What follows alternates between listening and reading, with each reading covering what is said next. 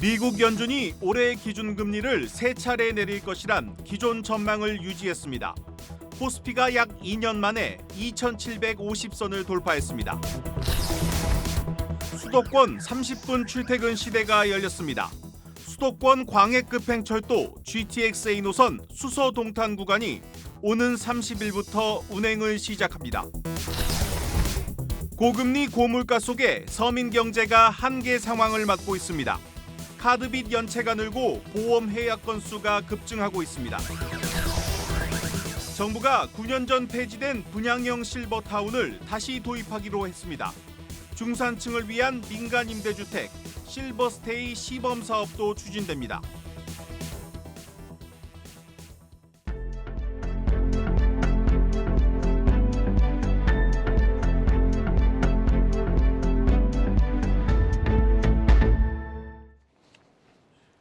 뉴스 플러스 시작합니다. 미국 연준이 오는 6월에 기준금리를 내릴 것이란 전망이 유력해지면서 한국은행의 고민이 커지고 있습니다. 한은이 미국 연준에 이어 7월에 금리를 내릴 것이란 분석이 지배적이지만 여전히 가계부채 문제가 걸림돌입니다. 김채영 기자입니다.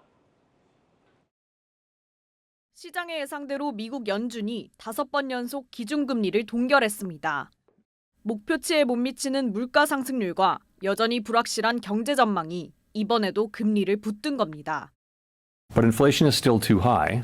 Ongoing progress in bringing it down is not assured.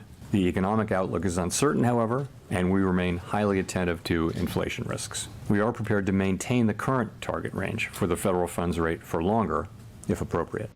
금리 자체보다 더 관심이 집중됐던 건 연내 금리 인하 횟수였는데 연준은 기존의 3차례 인하 방침을 유지했습니다. 시장에서 우세했던 6월 인하설은 지난 1월과 2월 미국의 소비자 물가 상승률이 예상치를 웃돌며 흔들리는 듯 했지만 이번 발표로 다시 힘을 얻는 모습입니다. 미국이 연내 3차례 인하에 나선다는 점을 분명히 하면서 한은도 선택지가 많아졌지만 이제 물가보단 치솟는 가계부채가 문제입니다. 물가 상방 압력으로 작용하고 있는 가장 큰 게 사실 농산물 가격인데 이거는 사실 한국은행의 어떤 통화 정책하고는 그렇게 관련은 없고 금리 인하를 하게 되면은 부동산 가격이 다시 좀 버블이 생기면서 가계 부채가 다시 늘어날 가능성 이 부분을 좀 주의하고 있다. 미국의 금리 인하 직후 한국은행이 통화 정책을 전환할 것이란 시각이 대부분이지만 금리 인하에 서두르지 않을 것이란 전망도 나옵니다.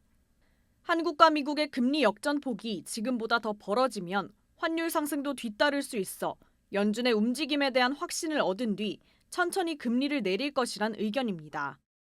한은은 약간 속도를 늦출 가능성도 있는데 지금 고려하는 것 자체는 오히려 이제 경제 상황, 환율이 좀 높은 게 지금 물가를 올리는 요인으로 작용하고 있어서 이 환율을 고려한다면 인하를 좀 많이 늦출 가능성도 있고.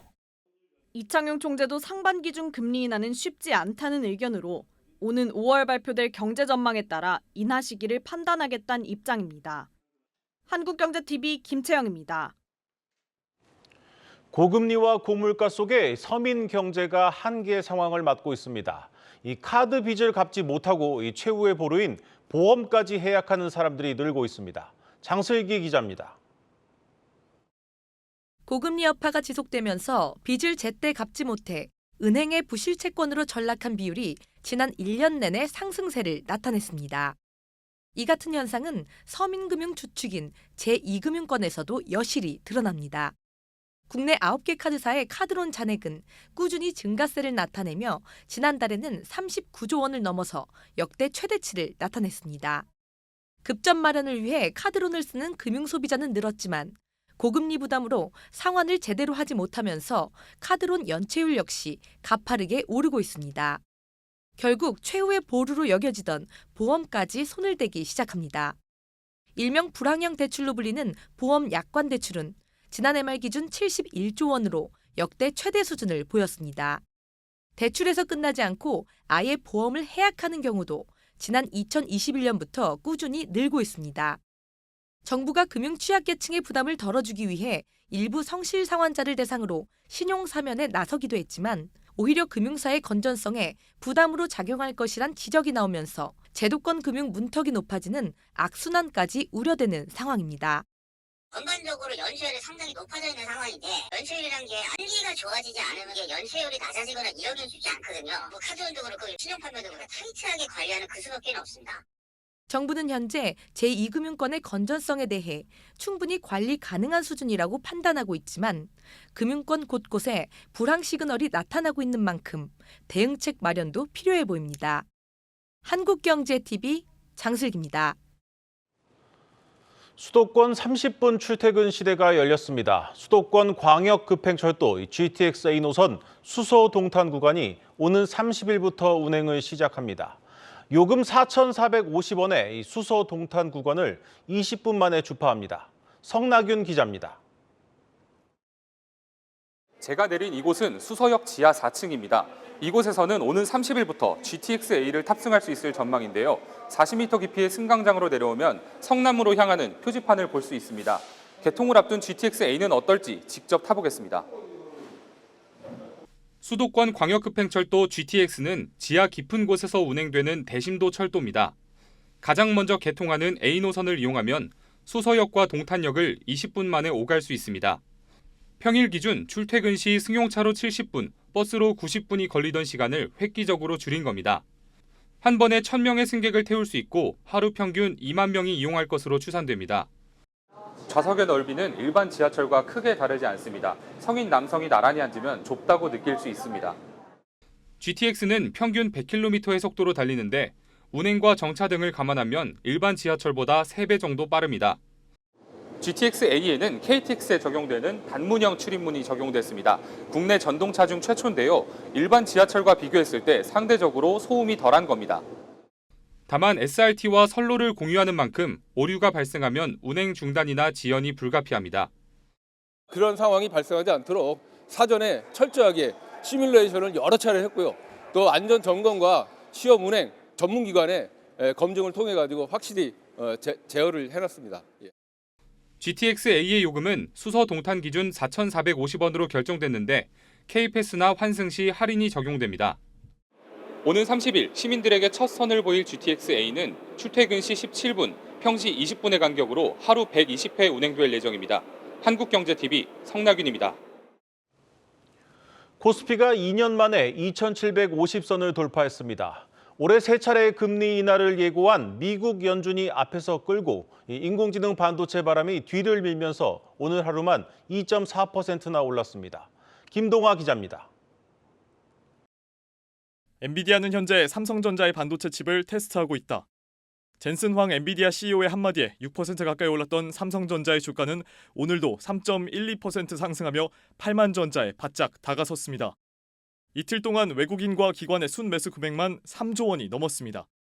환율이라든지 금리 변동성은 내가 외국인 패시브 자금을 약간 그렇게 매력적으로 끌 수 있을 만한 그런 약간 레벨은 아니거든요. 액티브성 자금이 저는 많이 들어왔다고 생각을 하고 있고요. AI단에서의 수요가 이제 생각보다도 조금 더 세다라는 약간 시장의 전반적인 그 센티먼트가 지금 지배적으로 깔려 있기 때문에 지난 1, 2월 물가가 예상보다 높은 것으로 드러나면서 위축되었던 금리 인하 기대감이 살아난 점도 성장주에 대한 투자자들의 매수를 이끌었습니다. 사실 지난 1년간 삼성전자의 주가 상승률은 약 31%로 경쟁사들을 크게 밑돌았습니다. 이에 금융투자업계에선 HBM 경쟁에서 밀렸던 삼성전자의 시장 진입이 본격적으로 확인되면서 이제야 그 기대감이 주가에 반영되기 시작했다고 설명합니다. 여기에 더해 경쟁사들은 최근 일반 메모리 반도체 대신 HBM의 생산을 확대하고 있습니다. 이 과정에서 삼성전자가 이익을 볼 수 있다는 분석도 나옵니다. 그간 코스피 부진의 원인 가운데 하나였던 삼성전자의 주가가 살아나면서 추가적인 지수 상승 역시 기대해 볼 수 있을 것으로 보입니다. 근데 하반기에는 오히려 우리나라 이익이 좀 수출이나 이익이 좋아지는 장으로 갈 수 있지 않겠냐고 말씀드리고 있어요. 돌아설 수 있겠네 하는 그때가 더 강할 테니까.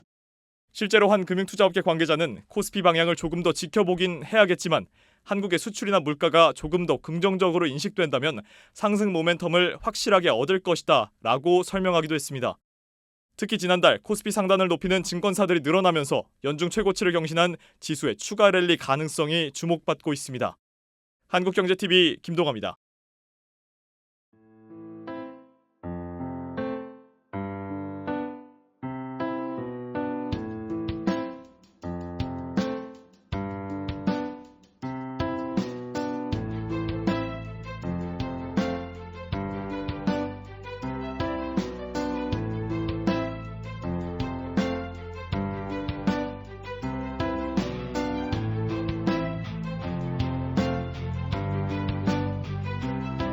G90 블랙은 블랙이란 큰 테마를 갖고 저희가 데코 요소들을 블랙화하는 데 중점을 뒀습니다.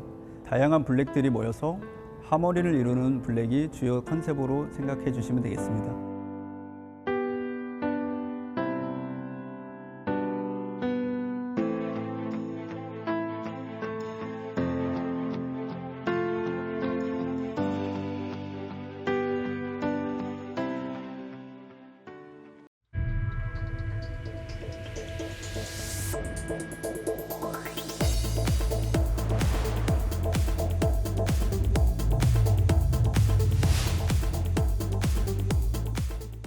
OCI와의 통합에 반대하는 임종윤 한미약품 사장. 기자 간담회를 열어 이번 경영권 분쟁에서 이길 경우 한미약품 그룹을 5년 내 시가총액 50조, 장기적으론 200조 기업으로 키우겠다고 강조했습니다. 1조 원 이상 투자를 유치해 바이오 생산 공장을 짓고 100개 이상 바이오 의약품을 생산하겠다고도 했는데 만약 실패하면 물러나겠다며 주주들에게 의결권 행사를 당부했습니다. 우리가 주주총회에서 저지를 할 수 있으면 하면 좋고요. 국민연금께서 깊은 고려를 하셔서 그리고 법률적인 문제를 고려를 하셔서 올바른 쪽으로 의결이 돼도. OCI와의 통합을 추진하는 한미약품 그룹 송영숙 회장 측은 즉각 반박했습니다. 시가총액 200조는 매우 비현실적이고 실체도 없으며 구체적이지도 못하다며 평가 절하했습니다. 현재 한미약품그룹의 시가총액은 7조 원 수준입니다. 그러면서 OCI와의 통합이 한미약품의 미래 가치를 더욱 높일 최선의 방법이라고 강조했습니다. 한미약품 관계자는 OCI 그룹과의 통합은 한미의 미래를 위한 최선의 선택이라며 주주총회에서 한미를 선택해달라고 말했습니다. 주주총회를 앞두고 양측의 신경전이 고조되고 있지만 표대결 결과는 여전히 한 치 앞을 내다보기 힘든 상황입니다. 양측의 지분율이 비슷한 데다 기관 투자가의 판단 기준이 되는 국내외 의결권 자문사 의견마저 엇갈리고 있습니다. 글래스 루이스는 통합의 찬성 의견을, KCGS는 반대 의견을 제시했고 ISS는 중립적 입장을 내놨습니다. 지분 12%로 캐스팅 보드를 쥐고 있는 신동국 한양정밀 회장도 아직 누구 손을 들어줄지 결정하지 못한 것으로 알려졌습니다. 한국경제TV 박승원입니다. 중국 이커머스 플랫폼 알리익스프레스가 새로운 한국 물류 대행사를 찾는다는 소식에 오늘 택배 회사들 주가가 들썩였습니다. 특히 현재 알리 택배 물량의 80%를 맡고 있는 CJ 대한통운의 주가가 큰 폭으로 떨어졌는데 경쟁 입찰 결과가 관심을 모으고 있습니다. 유호성 기자입니다. CJ 대한통운 주가가 하루 새 7% 가까이 증발했고 한지는 4% 넘게 상승 마감했습니다. 두 회사 주가 희비가 갈린 곳은 중국 이커머스 알리익스프레스가 한국 통관과 배송을 맡길 업체 선정을 위해 경쟁 입찰에 나서면서입니다. 알리익스프레스는 그동안 한국 시장에서 CJ 대한통운과 수의 계약을 해왔습니다. 오는 6월 계약이 종료돼도 CJ 대한통운과 수의 계약을 이어갈 것이라는 전망이 지배적이었습니다. 그런데 알리가 경쟁 입찰에 나서면서 CJ 대한통운과 결별 가능성이 제기된 겁니다. 주가가 지난해 말부터 오른 상황에서 일부 차익 매물도 있을 것 같고요. 저점 대비 좀 올라왔죠. 일부는 이제 이런 의견에 동의하는 투자자도 있을 것이라고 생각하고요. 결별설에 대해 CJ와 알리 모두 사실이 아니라며 진화에 나섰지만 미묘한 입장차도 감지됩니다. CJ 대한통운은 알리와 활발한 협의가 진행 중이라고 밝혔지만 알리는 다른 국내 파트너들과의 관계에도 열려있는 것은 맞다고 말했습니다. 업계에선 알리가 가격 경쟁력과 물류 인프라 등 우위에 있는 CJ 대한통운과의 계약은 유지할 것이라는 관측이 우세합니다. 다만 배송 단가, 택배 물량 등 세부 계약에서 CJ 대한통운이 유리한 협상이 아닐 수 있다는 전망이 나옵니다. 알리 물량은 CJ 대한통운 전체 택배 물량의 1.9%에 불과하지만 성장 잠재력이 큰 고객 중 하나입니다. 알리와의 협상이 지난달 CJ 대한통운 대표로 취임한 신영수 신임 사장의 첫 위기관리 능력 시험대라는 평가가 나오는 배경입니다. 한국경제TV 유성입니다. 60세 이상이면 누구나 내 집처럼 분양받을 수 있는 실버타운이 10년 만에 부활됩니다. 하지만 투기 수요를 막기 위해 경기 가평 등 인구 감소 지역 89곳에만 허용하기로 했습니다. 방서우 기자입니다. 우리나라의 65세 이상 노인 인구는 지난달 기준 981만 명으로 10년 전에 비해 50% 급증했습니다. 내년에는 노령 인구가 1,000만 명을 넘어서며 전체 인구에서 노인이 차지하는 비율이 20%를 넘어설 전망입니다. 수치로는 이미 초고령 사회에 들어섰지만 정작 노인을 위한 집은 턱없이 부족합니다. 실제로 국내에 있는 실버타운은 총 39곳으로 겨우 8,000명 남짓만 수용하고 있습니다. 이에 정부는 현재 임대로만 공급 중인 실버타운을 분양형으로 확대하기로 했습니다. 분양형 실버타운은 불법 분양과 부실 운영 등의 문제로 지난 2015년 법을 통해 금지된 바 있습니다. 10년 만에 부활한 실버타운 분양은 법 개정 등을 통해 내년부터 재개될 전망입니다. 기존의 노인 복지주택 사업을 해본 경험이 있어야만 위탁 운영이 가능했던 사업자의 자격 요건도 없어집니다. 호텔, 요식업체, 보험사, 부동산 투자회사, 장기 요양기관 등도 운영이 가능해진다는 의미입니다. 입소자의 자격 요건도 완화해 60세 이상이면 몸이 불편해도 누구나 들어갈 수 있습니다. 다만 시세 차익을 노린 투기 수요를 막기 위해 경기 가평, 연천, 부산 동구, 서구 등 인구 감소 지역 89곳으로만 분양을 제한합니다. 중산층 고령 가구를 대상으로 하는 기업형 민간임대주택 실버스테이도 도입됩니다. 실버스테이는 어르신 특화 시설이 갖춰진 주택으로 의료와 요양 등 노인 돌봄 서비스가 제공됩니다. 아울러 헬스케어 리츠 방식으로 개발되는 실버주택이 동탄 2지구에 국내 최초로 추진됩니다. 전체의 30% 이하는 오피스텔로 분양할 수 있도록 문을 열어 민간 참여를 독려한다는 구상입니다. 한국경제TV 방서우입니다. 이복현 금융감독원장이 오늘 건설사와 금융회사 CEO들을 만나 이 부동산 프로젝트 파이낸싱, 이 PF 금리와 수수료가 합리적인지 점검하겠다고 밝혔습니다. 현장에 나가 있는 취재기자 연결합니다. 신용훈 기자. 네, 여의도 주택건설회관입니다. 네, 신 기자, 이 부실 PF 사업장을 적극적으로 구조조정하라는 게 이 감독 당국의 뜻이었는데 오늘 간담회에서도 기존 입장 그대로 유지가 된 겁니까? 맞습니다. 큰 틀에 있어서 기존의 입장에는 변화가 없었습니다. 다만 이전에는 이 부실을 정리하겠다는 내용이 중심이었다면 오늘은 정상화 가능 사업장에 대한 지원 방안도 상당한 비중을 차지했다는 점이 다르다고 할 수 있습니다. 오늘 간담회에서 이복현 금융감독원장은 금리와 공사 비용이 오르면서 사업성이 많이 악화된 사업장들이 늘고 있다면서 부실 사업장을 경매나 공매를 통해 정리하도록 유도해가고 있다고 밝혔습니다. 현재 PF 사업성 평가 기준과 대주단 협약 내용을 손질하고 있다면서 다음 달 중에 세부적인 평가안을 도출하고 하반기부터는 정리 수순에 들어갈 계획이라고 밝혔습니다. 직접 들어보시죠. 부실 사업장을 다시 정상 궤도에 올려놓기 위해서 경공매 등을 통한 사업장 정리, 재구조화를 중점적으로 유도하고 있으며 PF 사업장의 사업성을 보다 정교하게 평가하고 부실 사업장 정리를 촉진하기 위해 사업성 평가 기준과 대주단 협약 개편 등을 추진하고 있습니다. PF 연체율이 2%대 후반대로 관리 가능한 수준이긴 하지만 살아남기 힘든 사업장을 조기에 걸러내서 부실이 확산되는 것을 사전 차단하겠다는 의지를 내비친 겁니다. 이 원장은 또 PF 금리와 수수료가 적정한지 현장 검사도 진행하겠다고 말했는데요. 부실 우려 때문에 정상화 사업장으로 분류된 곳까지 지나치게 엄한 잣대를 들이대서 사업의 발목을 잡지 못하도록 하겠다는 겁니다.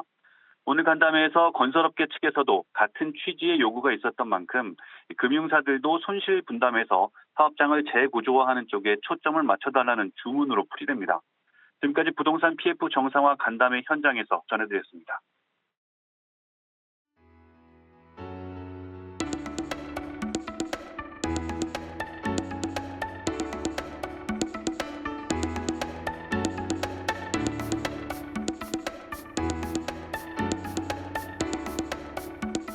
(1g) 단위 소액 거래가 가능하고 매매 차익에 대한 비과세 혜택이 있다는 게 큰 장점입니다.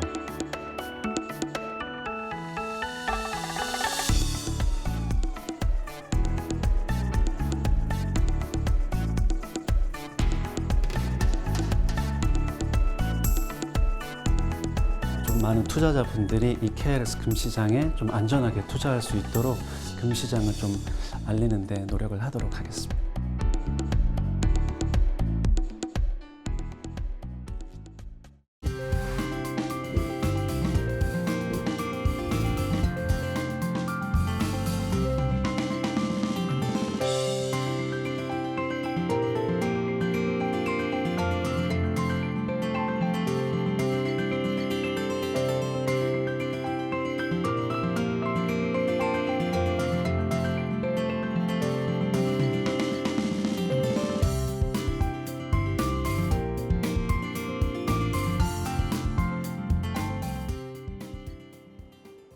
오늘 준비한 뉴스 플러스는 여기까지입니다. 함께해 주신 여러분 고맙습니다.